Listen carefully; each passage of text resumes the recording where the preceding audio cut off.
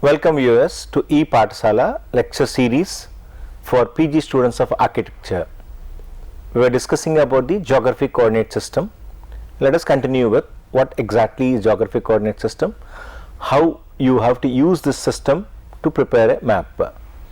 So in the previous case I was just telling you about what is the latitude and longitude, how is it important for preparing a map to locate oneself. So now if you just look at the image, you will find that this is the total earth in the form of a spherical object. It is only a imagination that the earth is a spherical object. It is not true. For all mathematical purposes, we presume that the earth is a spherical object. Well, so when you just look at this, you will find the earth is divided into n number of quadrants or lines, as you see here. They are nothing but your latitudes and the longitudes. Many people will have a lot of confusion what a latitude is, what a longitude is. When you just look at the top part of it, this line is otherwise called as the equator, and all the lines which are parallel above and below your equator is otherwise called as your latitudes, and they are otherwise known as parallels. And as the name indicates, they will never ever meet. They are always parallel to one another, and this line will be your zero value, and the lines above that will be your plus 0 to 90. All the lines which are below are 0 to 90 in minus. That is your about your latitude. When you talk about longitude, you will find this line is otherwise known as your prime meridian, and all others are known as meridians. Like in the case of your latitudes, we call it as parallels. Here we call it as meridians, and the central line is your prime meridian. These meridians are all from 0 to 359. Please don't get confused. 0 to 360 is the common way in which people say, but it is not 0 to 360, it is 0 to 359, because 0 is also considered as one point, something like a clock. So we don't say 0 to 60, 0 to 59, because 0 is the first beginning point. Well, so we talk about the meridian values, and these are the lines which are otherwise known as your lines of longitude. And when you just put them together, and they will make what is called as your graticule network. As you see in the right side, you will find an intersection of this latitude and longitude is nothing but your graticule network, and the intersection of your prime meridian and the equator will be the origin of your or 0 0, or that is the value which will be considered 0 0.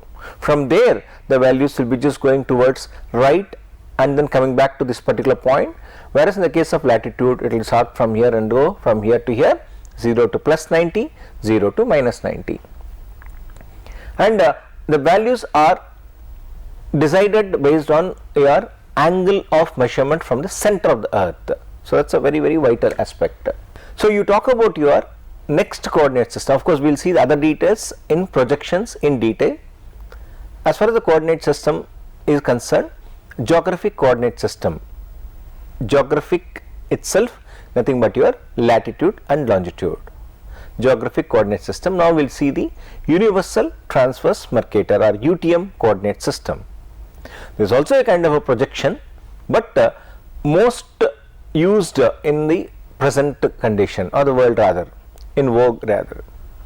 So we say that Mercator projection system or your UTM coordinate system divides the earth as something like a flat terrain, and it will have something like a terrain like this. As you can see from the figure, entire world is divided into n number of grids, or rather zones, and each zone is equivalent to 6 degrees.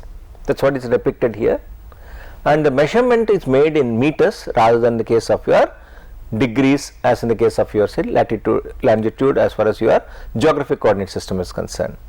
So UTM coordinate system uses degrees and meters, whereas your latitude longitude is measured in degrees, minutes and seconds, otherwise called as DMS. These meters, as in the case of your latitude longitude, we say easting and northing.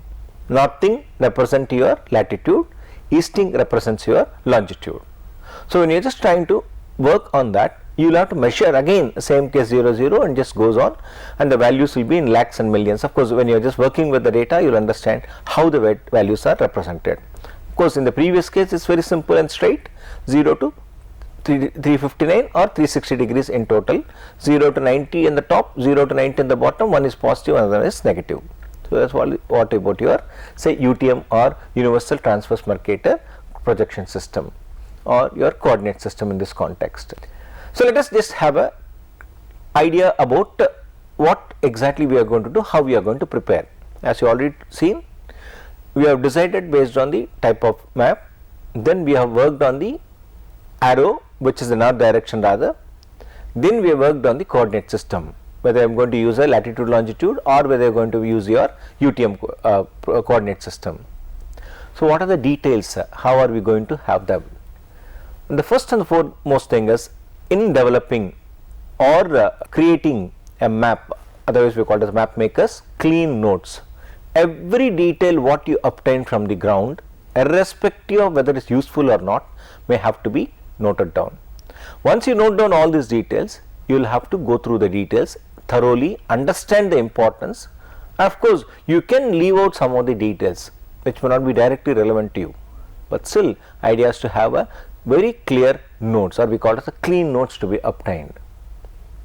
So enter these details into a server program to reduce the data, because it's very difficult to bring the details which are present on the earth's surface onto a sheet of paper, isn't it? That's what this map making is all about.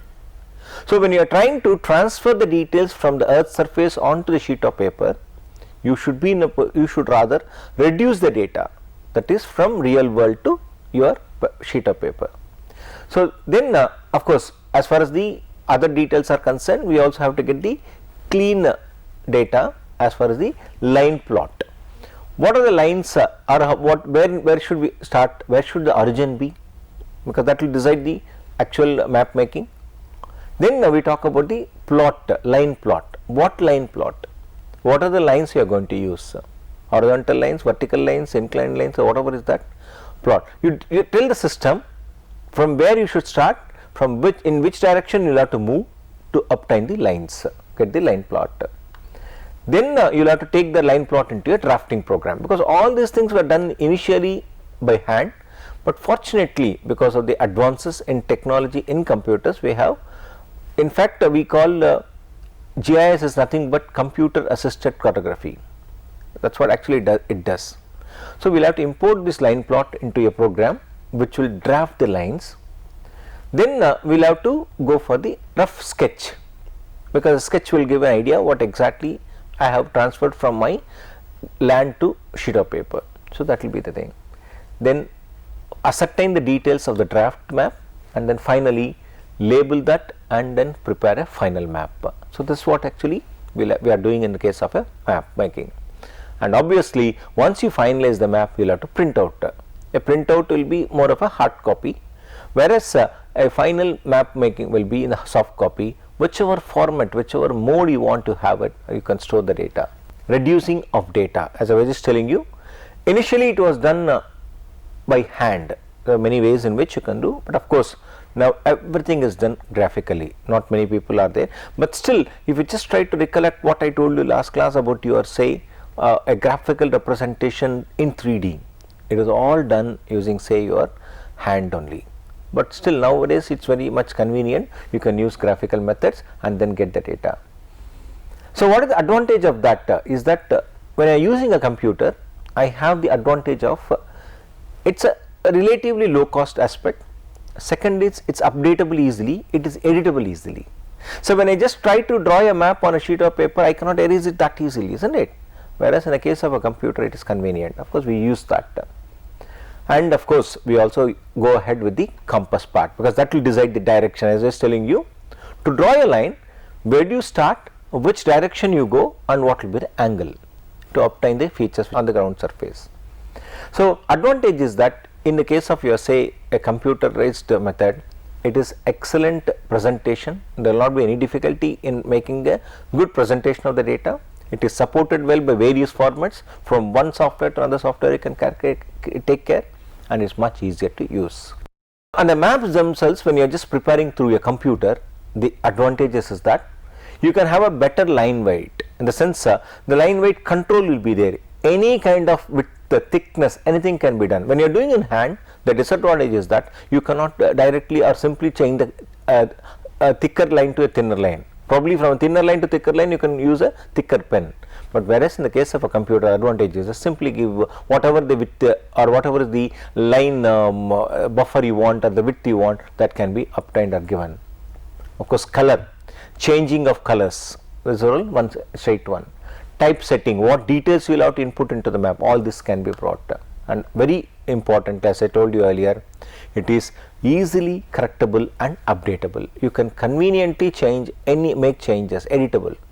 Something I think you must have heard about typewriting machine. It was very difficult in those days, rather nowadays, to type even a single sheet of paper, especially for research purposes, because any kind of correction, either you have to make it on that, if it is not acceptable you have to retype the entire thing. But nowadays, nothing is impossible. You just use a computer and make changes very conveniently.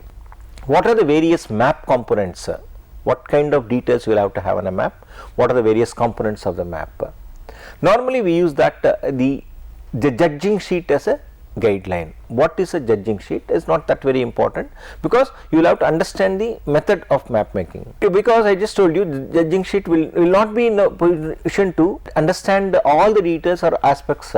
You cannot judge it so easily, but it makes a very good reference to look at it and then also use a map. So I'll just give you some of the simple recommendations or the methods in which you have to follow rather to prepare a map. So something like, say, first thing is the name. So in this context I have used a cave because a relatively tougher method of representing or creating a map for a cave. Name of a cave, it may sound very simple, but you cannot use as you like. A name should be very legible. You should not use any kind of abbreviation. You should not give other details other than the name in a proper fashion. And the location information, normally we call it as the index part of it, that has to be provided clearly. That is, it belongs to which area, which zone, or in our context we say the district, taluk and that sub level. Graphical hierarchy, the method of representation should not be too small or too big. It should be clear and stand out exclusively for one to understand what is that name of the map, because the moment you look at the map we will try to look at the title, isn't it? So we will know what exactly the map is all about. And the font size should emphasize on the map name rather than on, say, your color. It should be pleasing to the eye, and you should also not underline the heading, so that's the title should not be underlined.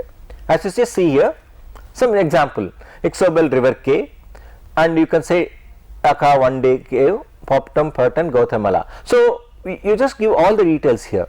A simple method of representing, this is the way in which you give that. Or also you can also decide which font you want.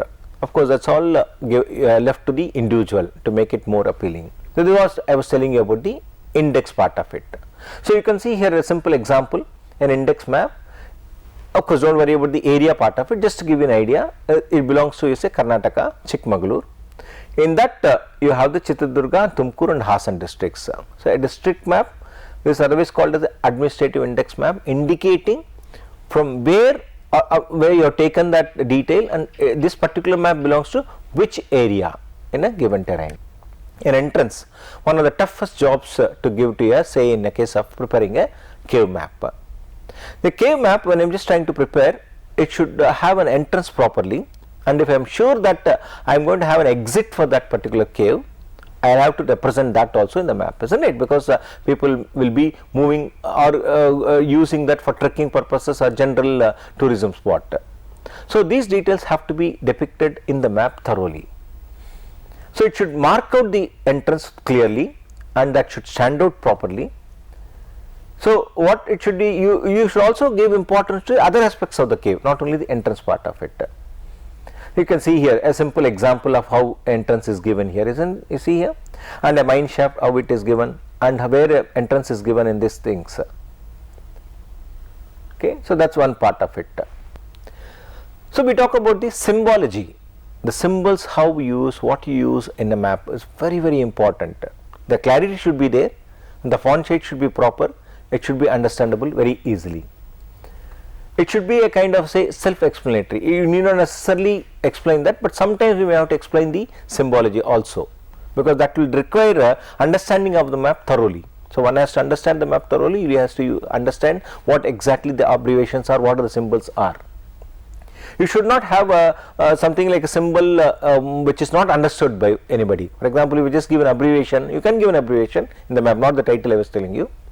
If you are giving an kind of a, say, your abbreviation, that should be easily understandable with the context of the map, otherwise it will not be of any use to you. So you can also give a legend or a key to the map to explain what the symbols are all about.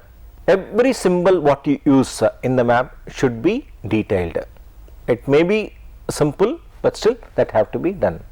It should be clear, easy to understand, and not crammed up or cluttered together.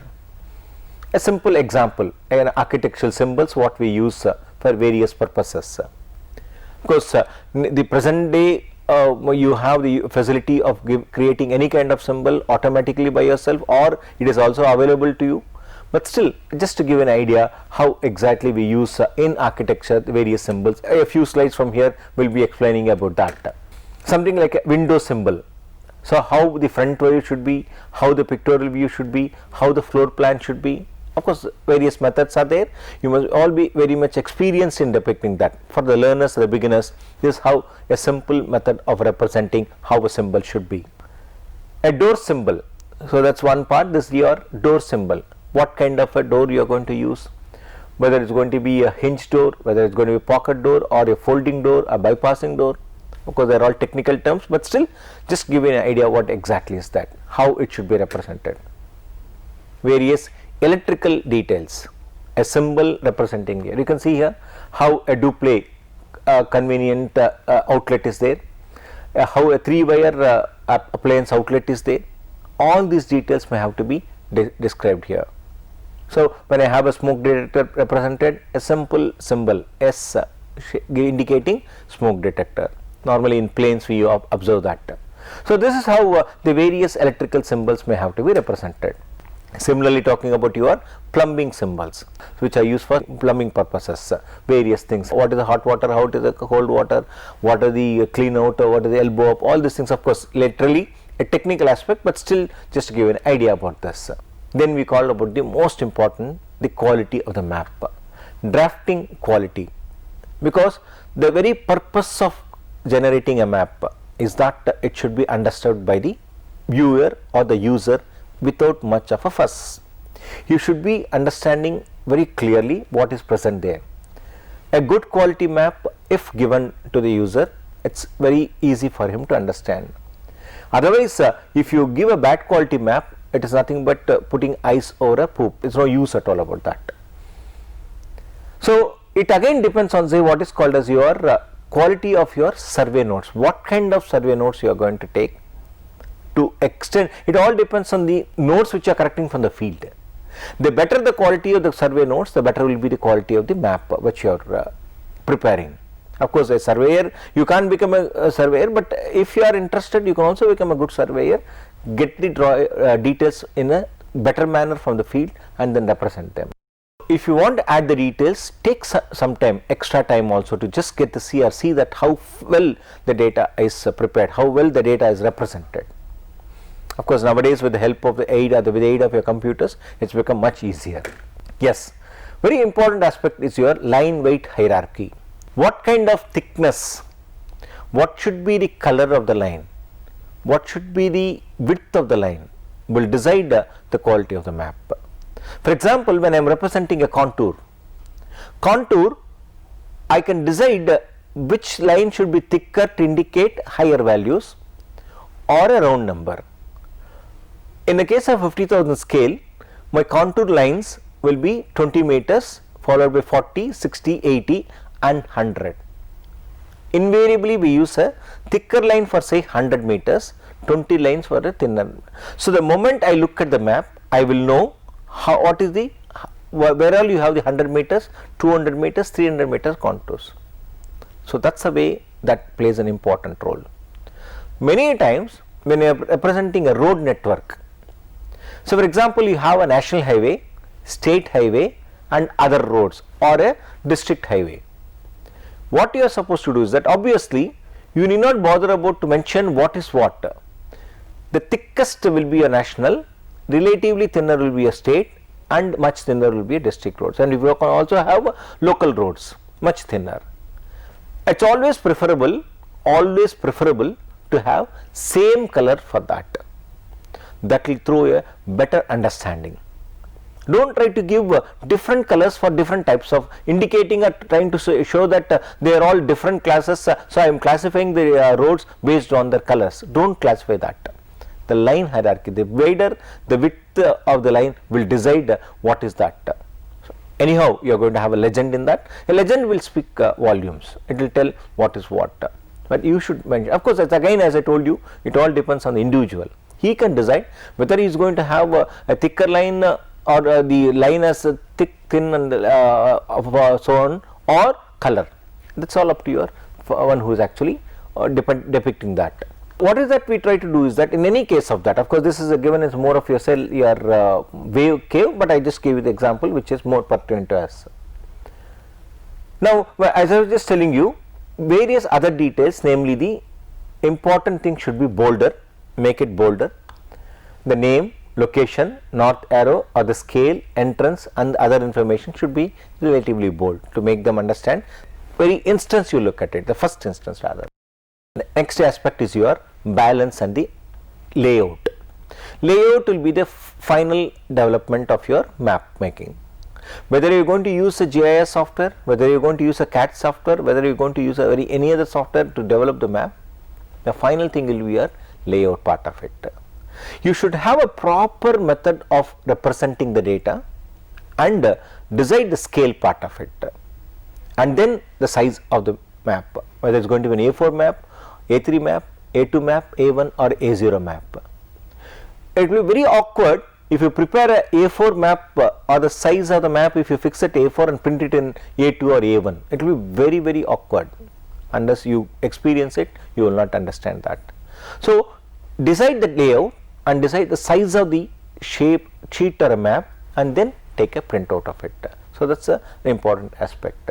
What kind of symbology you are going to use in a map, because that symbology, as I was telling you earlier, will decide the quality of the map.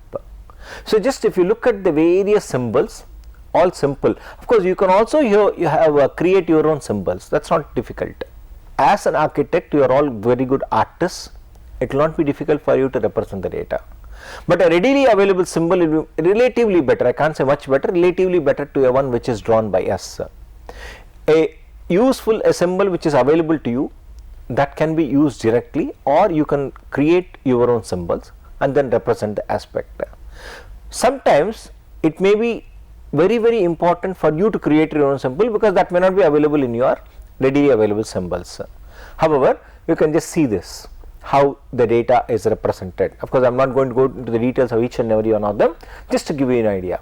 For example, if you have a restaurant, you use this sort of a symbol. You have varieties you see here, any of them you can use, just to give an idea.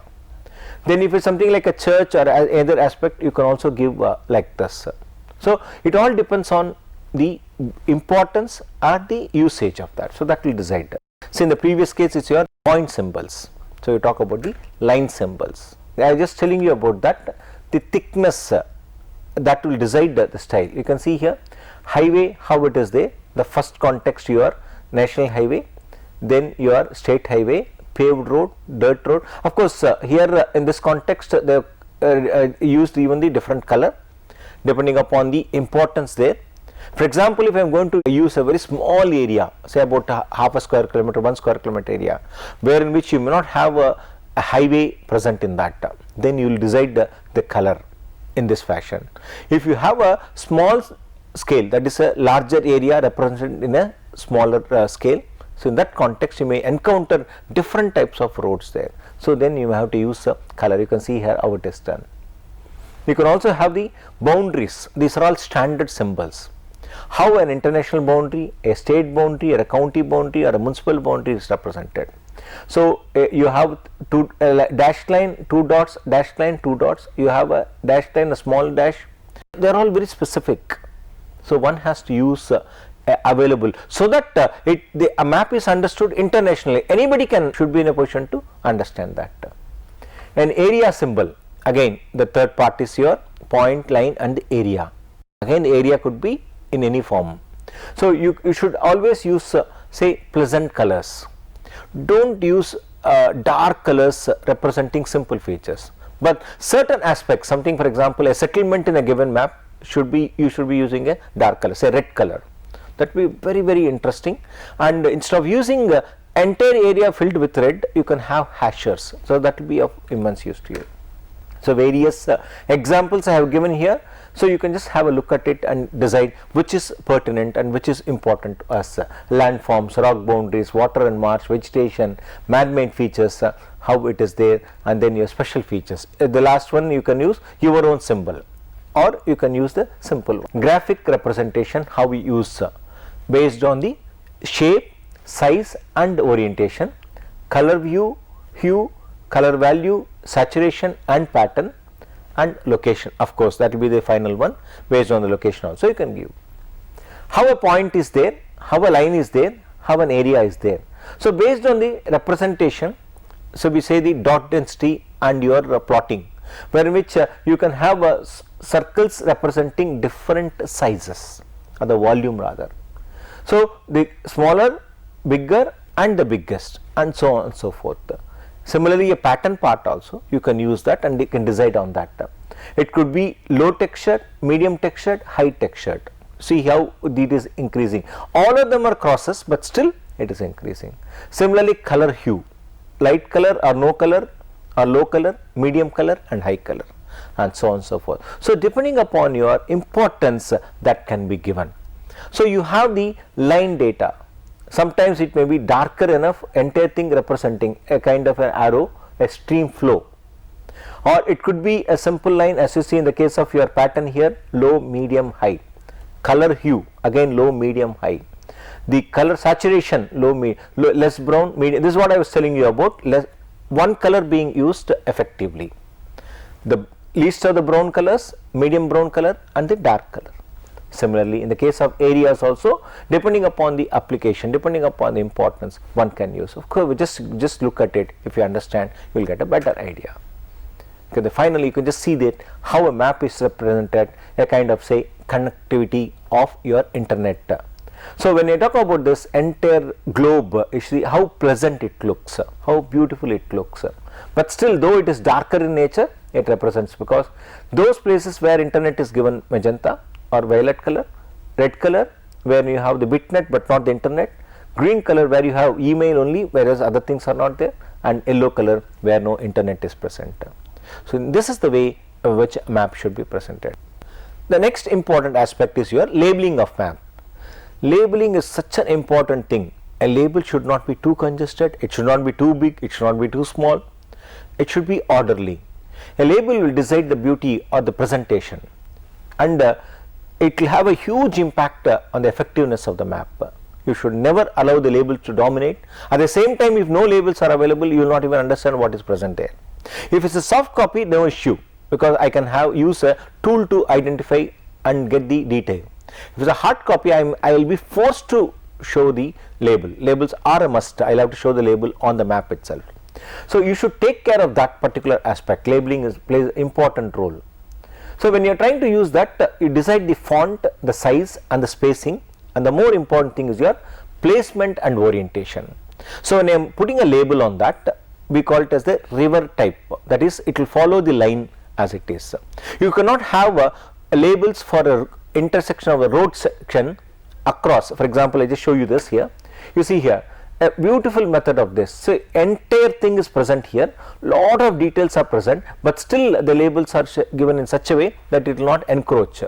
You can see here in this context, labels are oriented parallel to the object. Here the object is your line data, and the line again is a kind of a aerial data, where in which you can find that it is orienting. Just imagine what will happen if I just give the labels along the road, across the road rather. The entire thing will be very congested, you do not know which road is which and things like that, isn't it? So very important is that the orientation of the label is important and the placement is important.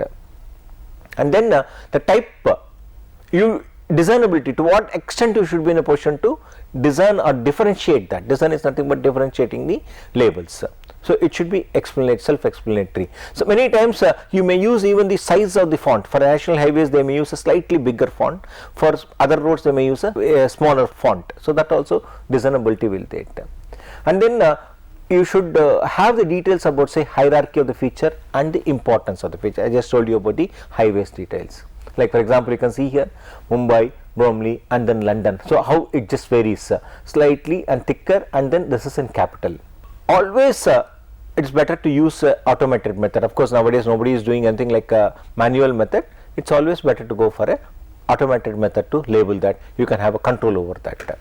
You can see here different maps, different styles and different colors with a background with various colors you can see here, and then decide what exactly is the method of. Despite having so many details on the map, I can literally read every individual road here. So that's what is the important of naming. The final part of this cartography is that map versus, say, your globe. Map as such is a two-dimensional representation, whereas a globe is nothing but a three-dimensional representation of a three-dimensional object, or that is your map part of it. When you talk about the globe, it is a three-dimensional aspect. All of you must have seen a globe so many times in your life. So when you talk about map representation, I was just telling, I just given you a simple idea of a coordinate system. We talk about the projection system. The projection system again depends on what kind of or what type of projection I am going to use to transfer the data from lands to your map or a sheet of paper. It could be a cylindrical projection, it could be a conical projection, it could be an azimuthal projection, or it could be any other projection where in which I can represent the data. Or of late the people are talking about a mathematical way in which present the data. Instead of using the direct method of cylindrical or your azimuthal or your, say, your conical, you can use the Robinson method, one of the, it's otherwise called as a compromise method. Unfortunately, the earth being a spherical object, it is next to impossible to represent the data as it is. Hence it will be introducing some distortion with respect to, say, shape of the object, size of the object, orientation of the object, or your direction and distance. So that's these are the various aspects or your distortions which are introduced into the map. Of course we'll have to accept it, decide which is important, and then we'll have to compromise on that one or two aspects and then prepare a map. Of course, just to give an idea about that, of course this is your conformal projection or equivalent projection, cylindrical projection, the conical projection, or the planar projection. Of course all these details we will be seeing in the next episode about projections in GIS. So this is what I was telling you about a Robinson projection, very otherwise called as the compromise projection, which is in vogue most of the time. So what kind of ethics one has to follow? So it's not that very important, but still I thought I could just tell you. Never lie about the data. Try to collect as many details as possible and then impart them on the map. Try to show the best method of your line or hierarchy, follow a proper hierarchy. Don't try to give too many details, at the same time don't try to suppress the details. So one has to follow a very healthy code of ethics to represent the data. The data should be easily readable, it should be understandable by, because the very purpose, I don't know how many of you are aware, most of the foreigners, despite having the best of the phones, they'll be having a hard copy map in their hand. You may have the best of phones and the best of details, but still a hard copy map is a hard copy map. You cannot avoid that, you cannot deny that. You cannot say I have a excellent smartphone, I can get every detail, but still a hard copy map is very useful, because there may be various reasons for the failure of that, but this will never fail. So I think this is what is all about your map making. Thank you.